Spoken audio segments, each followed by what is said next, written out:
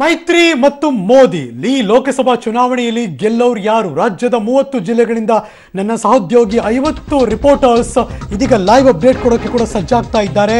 ಹೇಗಿದೆ ನೋಡೋಣ ರಾಜ್ಯದ ಜನತೆ, ಅಂದ್ರೆ ಪಬ್ಲಿಕ್ನ ಪಲ್ಸ್ ಯಾರ ಕಡೆ ಒಲವನ್ನು ತೋರಿಸ್ತಾ ಇದ್ದಾರೆ. ಪಕ್ಕಾ ಗ್ರೌಂಡ್ ರಿಪೋರ್ಟ್ ನಿಮ್ಮ ಪಬ್ಲಿಕ್ ಟಿವಿಯಲ್ಲಿ. Election breaking news. ಈ ಕ್ಷಣ ನೀವು ನೋಡ್ತಿರುವಂತಹ ಎಲೆಕ್ಷನ್ ಬ್ರೇಕಿಂಗ್ ನ್ಯೂಸ್. ಇವತ್ತು ಇಡೀ ದಿವಸ ಕರ್ನಾಟಕದ ಉದ್ದಗಲಕ್ಕೂ ಕೂಡ ನಮ್ಮ ಸಹೋದ್ಯೋಗಿಗಳು ಜನಮತವನ್ನು ಪಡೆಯೋದಕ್ಕೆ ಮುಂದಾಗ್ತಾ ಇದ್ದಾರೆ. ಅತಿ ದೊಡ್ಡ ಜನಮತವನ್ನ ಈ ಕ್ಷಣ ಸಂಗ್ರಹ ಮಾಡೋದಕ್ಕೆ ಪಬ್ಲಿಕ್ ಟಿವಿ ಕೂಡ ಉತ್ಸುಕವಾಗಿದೆ. 30 ಜಿಲ್ಲೆಗಳಲ್ಲಿ 50 ರಿಪೋರ್ಟರ್ಸ್ ಈ ಜನಮತ ಸಂಗ್ರಹವನ್ನು ಮಾಡ್ತಿದ್ದಾರೆ. ಪಕ್ಕಾ ಗ್ರೌಂಡ್ಗಿಳಿದು ಜನರ ಅಭಿಪ್ರಾಯವನ್ನು ಸಂಗ್ರಹಿಸುವಂತಹ ಕೆಲಸ. ರಾಜ್ಯದ ಪಬ್ಲಿಕ್ನ ಪಲ್ಸ್ ಹೇಗಿದೆ, ಯಾರ ಕಡೆ ಒಲವು ಈ ಕ್ಷಣಕ್ಕೆ. ಮೊದಲ ಹಂತದ ಚುನಾವಣೆ ನಡೆಯೋದಕ್ಕೆ ಇವತ್ತಿಂದ ಕೌಂಟ್ ಡೌನ್ 10 ದಿನಗಳು ಮಾತ್ರ ಬಾಕಿ. ಬಿಕಾಸ್ ಇವತ್ತು 8, ಮೊದಲ ಹಂತದ ಚುನಾವಣೆ ಕರ್ನಾಟಕದಲ್ಲಿ 18. ನಿಮ್ಮ ಪಬ್ಲಿಕ್ ಟಿವಿಯಲ್ಲಿ ಒಂದು ರೀತಿ ಸಿಂಗಲ್ ಸಿಂಹ ಮೋದಿಯನ್ನ ಜೋಡೆತ್ತು ಹಿಮ್ಮಟ್ಟಿಸುತ್ತಾ ಅನ್ನೋದು ಕಾದು ನೋಡಬೇಕು. ಮಹಾಘಟಬಂಧನ್ ಒಂದು ಕಡೆ, ನರೇಂದ್ರ ಮೋದಿ ಇನ್ನೊಂದು ಕಡೆ. ಸೊ ಮೋದಿ ವರ್ಸಸ್ ಮೈತ್ರಿ, ಗೆಲ್ಲೋರು ಯಾರು ಈ ಅಖಾಡದಲ್ಲಿ?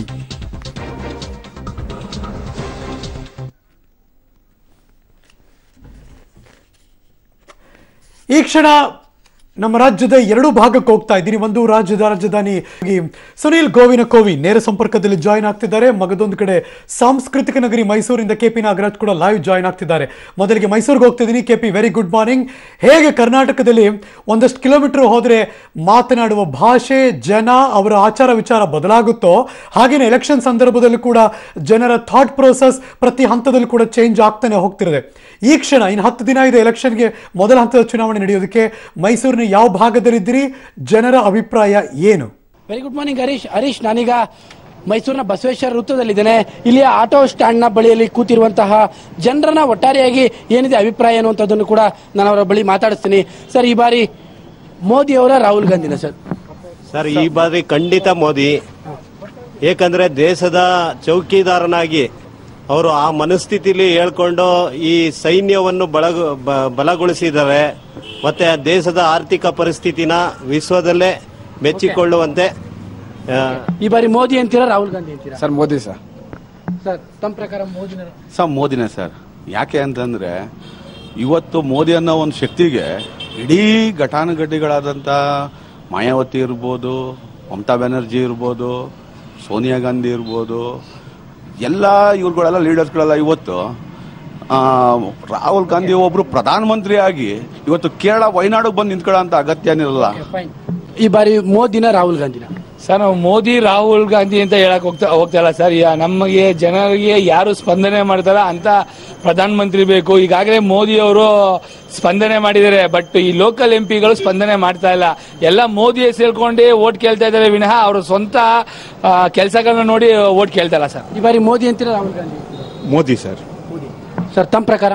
ಸರ್, ಖಂಡಿತವಾಗ್ಲೂ ಮೋದಿ ಇನ್ನೊಂದು ಟರ್ಮ್ ಅಲ್ಲಿ ಬೇಕೇ ಬೇಕು. ಯಾಕೆ ಅಂತಂದ್ರೆ ಹಿಂದಿನ ಸರ್ಕಾರದಲ್ಲಿ ನಮ್ಮ ಹಿಂದಿನ ಸರ್ಕಾರಗಳು ಮಾಡಿದಂತ ಸಾಲಗಳನ್ನೆಲ್ಲ ತೀರಿಸಿದ್ದಾರೆ. ಎಕಾನಾಮಿಕಲಿ ಸ್ಟ್ರಾಂಗ್ ಮಾಡ್ತಾ ಇದ್ದಾರೆ ಮೋದಿ ಅವರು ನಮ್ಮ ದೇಶವನ್ನ. ಸೊ ಆದ್ರ ದೃಷ್ಟಿಯಿಂದ ಅವ್ರಿಗೆ ಇನ್ನೊಂದು ಅವಕಾಶವನ್ನ ನಾವು ಖಂಡಿತವಾಗ್ಲೂ ಕೊಡಬೇಕಾಗತ್ತೆ ಸರ್. ತಮ್ಮ ಅಭಿಪ್ರಾಯ? ಸರ್, ನರೇಂದ್ರ ಮೋದಿ ಅವರು ಮತ್ತೆ ಪ್ರಧಾನಮಂತ್ರಿ ಆಗಬೇಕು.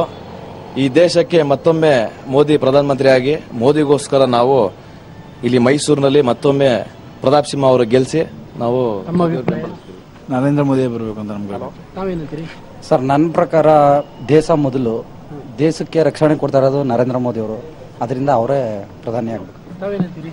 ಸರ್, ನರೇಂದ್ರ ಮೋದಿ ಅವರೇ ಬರಬೇಕು ಅಂತ ಹೇಳ್ತೀವಿ. ಯಾಕಂದ್ರೆ ನಮ್ಗೆ ಈಗ ಎಜುಕೇಶನ್ಗೆಲ್ಲ ಹೆಲ್ಪ್ ಆಗುತ್ತೆ ಅವ್ರು ಬಂದ್ರೆ. ಅವ್ರು ಏನ್ ಹೇಳಿದ್ದಾರೆ ಅಂದ್ರೆ ನಿಮ್ ಕಾಲ್ ಮೇಲೆ ನೀವೇ ನಿಲ್ಬೇಕು, ಬೇರೆಯವ್ರ ಹ್ಯಾಂಡ್ ಓವರ್ಗೆ ಹೋಗ್ಬೇಡಿ ಅಂತ ಒಂದು ಹೆಲ್ಪ್ ಮಾಡಕ್ ನೋಡ್ತಿದ್ದಾರೆ. ಮತ್ತೆ ಪುಲ್ವಾಮಾ ಅಟ್ಯಾಕ್ ಆಯ್ತು, ಇಷ್ಟು ವರ್ಷ ಕಾಂಗ್ರೆಸ್ ಇತ್ತು, ಏನೂ ಮಾಡಲಿಲ್ಲ ಅವರು. ಬರೀ 5 ವರ್ಷ ಸಡನ್ ಒಂದೇ ಸೆಕೆಂಡ್ ಅಲ್ಲಿ ಅವರು ನಿರ್ಧಾರ ಮಾಡಿದ್ದಾರೆ. ಇದು ಒಂದಷ್ಟು ಜನರು ಅಂದ್ರೆ ಆಟೋ ಸ್ಟ್ಯಾಂಡ್ ನಲ್ಲಿ ಕೂತಿರುವಂತಹ ಯುವಕರ ಒಂದಷ್ಟು ಮಾತುಗಳು. Harish. Yes K P, thank you so much. ನೇರವಾಗಿ ಬೆಂಗಳೂರಿಗೆ ಬರ್ತಿದ್ದೀನಿ ನಾನು. ಬೆಂಗಳೂರಿನ ಸುನೀಲ್ ಗೋವಿನ ಕೋವಿ ಲೈವ್ ಜಾಯ್ನ್ ಆಗ್ತಿದ್ದಾರೆ. ಬೆಂಗಳೂರಿನ ಯಾವ ಭಾಗದಲ್ಲಿದ್ದೀರಿ ಸುನೀಲ್? ಜನ ಏನು ಹೇಳ್ತಾರೆ? ಇನ್ನು 10 ದಿನ ಮಾತ್ರ ಬಾಕಿ ಇದೆ ಮೊದಲ ಹಂತದ ಚುನಾವಣೆ ಸಂದರ್ಭದಲ್ಲಿ. ಯಾರ ಕಡೆ ಜನರು ಮೆಚ್ಚುಗೆ ಅಥವಾ ಒಲವನ್ನು ಇಟ್ಕೊಂಡಿದ್ದಾರೆ?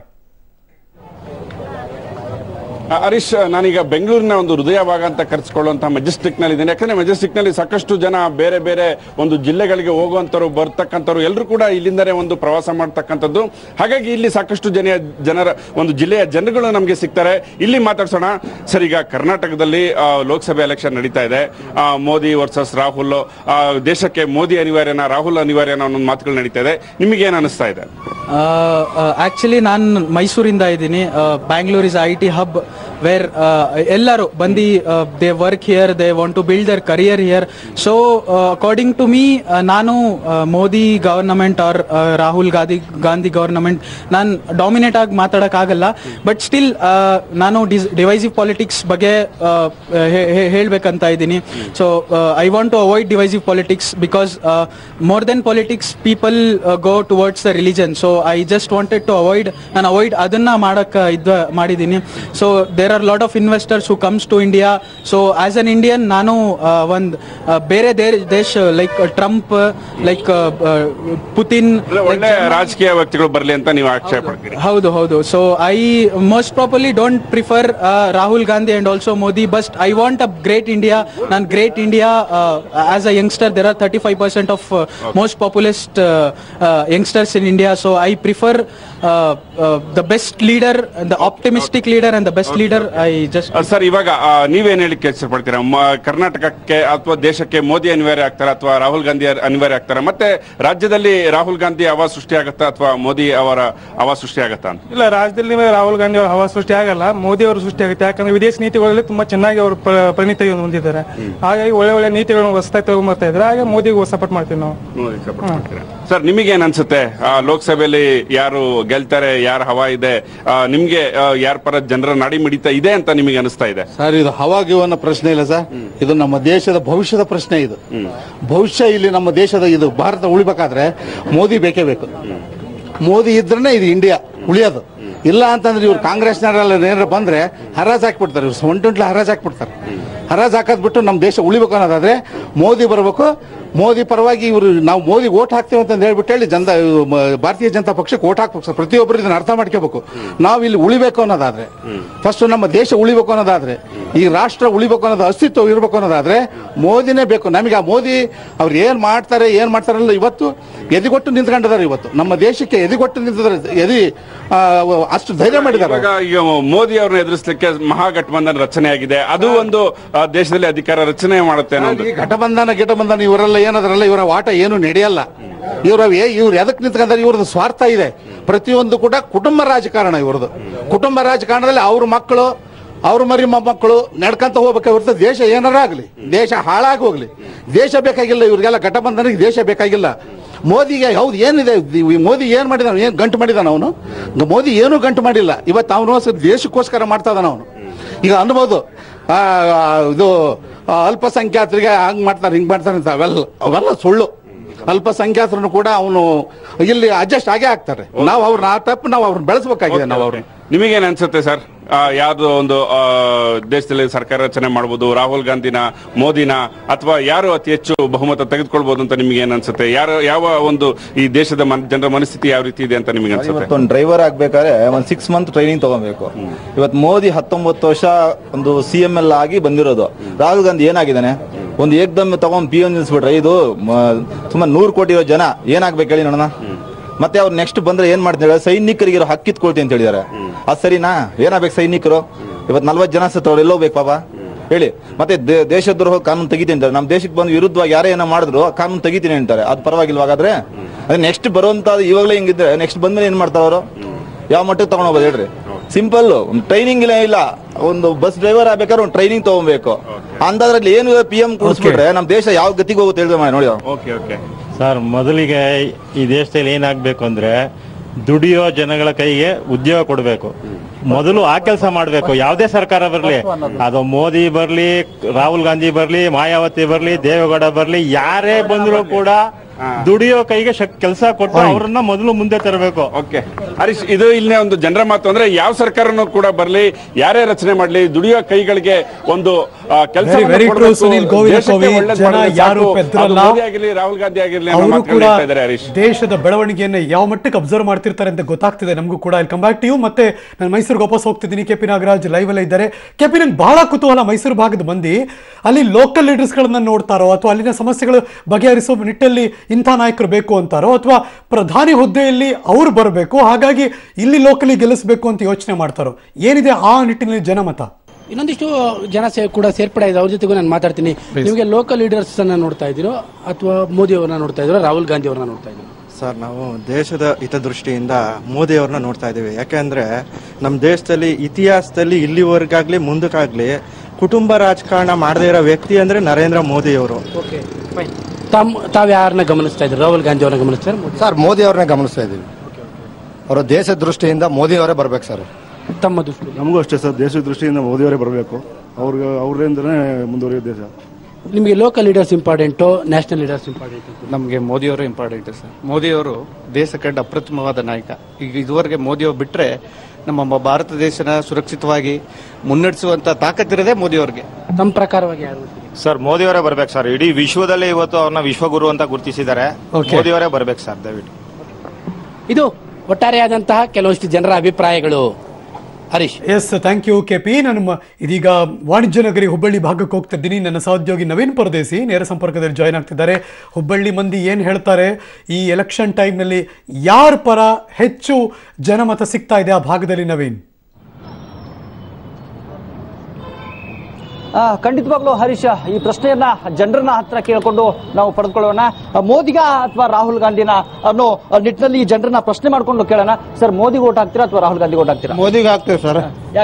ಯಾಕೆ ಅಂದ್ರೆ ಅವರು ದೇಶ ಉದ್ಧಾರ ಮಾಡಕ್ಕೆ ಬಂದಿರೋದು. ಇವರು ರಾಹುಲ್ ಗಾಂಧಿ ಅವ್ರು ಏನು, ಅವ್ರಿಗೆ ಇನ್ನೂ ವಯಸ್ಸಾಗಿಲ್ಲ. ಅವ್ರು ಏನ್ ಪೆದ್ದವಾಗಿ ಮಾತಾಡ್ತಾರೆ. ಅವ್ರು ಏನ್ ಮಾತಾಡಿದ್ರೆ ಅವ್ರ ಪ್ರಜ್ಞೆನೇ ಇರೋದಿಲ್ಲ. ಯಾರಿಗೆ ಓಟ್ ಹಾಕ್ತೀರಾ? ಮೋದಿ ಅವ್ರಿಗೆ. ಯಾಕೆ? ಈ ದೇಶದ ಅಭಿವೃದ್ಧಿಗೋಸ್ಕರ ನಾವು ಮೋದಿಗೆ ಹಾಕ್ತೀವಿ.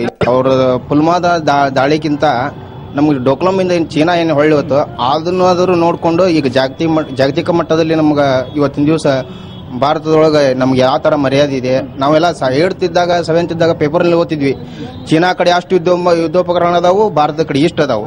ಇವತ್ತಿನ ದಿವಸ ಪೇಪರ್ ಓದ್ಬೇಕಂತ ಬಹಳ ಹೆಮ್ಮೆ ಇದೆ ನಮ್ಗೆ. ಅದಕ್ಕೋಸ್ಕರ ನಾವು ಮೋದಿಗೆ ಓಟ್ ಹಾಕ್ತೀವಿ, ಜೋಶಿ ಅವರಿಗೆ ಓಟ್ ಹಾಕ್ತೀವಿ. ಜೋಶಿ ಅವರು ಖಂಡಿತವಾಗಿ ಧಾರವಾಡ ಲೋಕಸಭಾ ಕ್ಷೇತ್ರದಿಂದ ಅತ್ಯಂತ ಲೀಡ್ ಆಗಿ ಅವ್ರನ್ನ ಆರಿಸಿರ್ತೇವೆ. ಯಾರಿಗೆ ಓಟ್ ಹಾಕ್ತೀರಾ ಸರ್? ಅಂದ್ರೆ ದೇಶದಲ್ಲಿ ಗಠಬಂಧನ ಇದೆ, ರಾಜ್ಯದಲ್ಲಿ ಮೈತ್ರಿ ಸರ್ಕಾರ ಇದೆ. ಮೈತ್ರಿ ಸರ್ಕಾರದ ವಿರುದ್ಧ ಮೋದಿ ಅವ್ರು ಗೆಲ್ತಾರ ಅನ್ಸುತ್ತಾ? ಏನ್ ಅನ್ಸುತ್ತೆ? ಇವತ್ತು ದೇಶದಲ್ಲಿ ಸುಮಾರು ಏನು 2013 ಮೇಲ್ಪಟ್ಟ ಏನು ಹಿಂದಿರುವಂತ ಯುಪಿ ಸರ್ಕಾರದಲ್ಲಿ ಬರೇ ಇವತ್ತು ಮೋದಿ ಅವರು ಹೊರದೇಶದಲ್ಲೇ ಸುತ್ತಿ ಕಾಲ ಕಳೆದು ದುಡ್ಡನ್ನ ಹಾಳು ಮಾಡಿದ್ರೆ ಹೊರತು ಯಾವುದೇ ರೀತಿ ನಮ್ಮ ದೇಶದ ಬಗ್ಗೆ ಅಭಿವೃದ್ಧಿ ಇಲ್ಲ. ಯಾಕಂದ್ರೆ ಇನ್ನೂ ಅಭಿವೃದ್ಧಿ ಮಾಡುವಂತ ಚಿಂತನೆಯಲ್ಲಿ ಇದ್ದಾರೆ, ಯಾವುದೇ ರೀತಿ ಇಲ್ಲ. ಆದ್ರೆ ಇವತ್ತು ಪ್ರಜಾಪ್ರಭುತ್ವದಲ್ಲಿ ಇವತ್ತು ಓಟ್ ಹಾಕುವಂತ ಮನುಷ್ಯಗೆ ನಾವು ಹಾಕ್ತೀನಿ ಇವನು ಹಾಕೋದು ಪ್ರಶ್ನೆನೇ ಬರೋದಿಲ್ಲ. ನಮ್ಮ ಒಂದು ಓಟ್ ಅನ್ನೋದ್ರೆ ಬಹಳ ಪವಿತ್ರವಾದಂತ ಓಟ್. ಅದು ಆ ಓಟ್ ಮಾರ್ಕೊಳ್ಳುವಂತ ಕೆಲಸ ಆಗಬಾರ್ದು. ಈಗಿನ ಪರಿಸ್ಥಿತಿ 500,000 ಕ್ವಾರ್ಟರ್ ಬಾಟ್ಲಿಗೆ ಮಾರ್ಕೊಳ್ಳೋದಾಗಬಾರ್ದು. ಇವತ್ತು ನೇರವಾಗಿ ಹೋಗಿ ನನ್ನ ಮನಸ್ಸಿಗೆ ಯಾವ್ದು ಬರ್ತೈತಿ ಅವನಿಗೆ ಹಾಕ್ತೀನಿ ಅಂತ ವಿನಂತಿ ಮಾಡಿ. ಮೋದಿಯವರ ಗಠಬಂಧನ, ಮೋದಿಯವರನ್ನ ಸೋಲಿಸೋ ಗಠಬಂಧನ ಎಲ್ಲ ತಯಾರಾಗ್ತದೆ. ನಂತರ ರಾಜ್ಯದಲ್ಲೂ ಮೈತ್ರಿ ಸರ್ಕಾರ ಇದೆ. ಮೋದಿ ಅವರು ಇದನ್ನ ಗೆಲ್ಲಿಸ್ತಾರ ಅಂತ ಹೇಗೆ ಅನ್ಸುತ್ತೆ? ಈಗಾಗಲೇ ಹಿಂದೆ ಇದ್ದಂತ ನಮ್ಮ ನಾಯಕರಾದಂತ ಸಿದ್ದರಾಮಯ್ಯ ಸಾಹೇಬರು ಅನೇಕ ಜನಪರ ಕೊಟ್ಟಿದ್ದಾರೆ. ಅದಾದ ನಂತರ ಮೈತ್ರಿ ಸರ್ಕಾರ ಏನಿದೆ ಇದು ದೀನದಲಿತರ ಹಾಗೂ ಅಲ್ಪಸಂಖ್ಯಾತರ ಅಭಿವೃದ್ಧಿಗಾಗಿ ಇದೆ.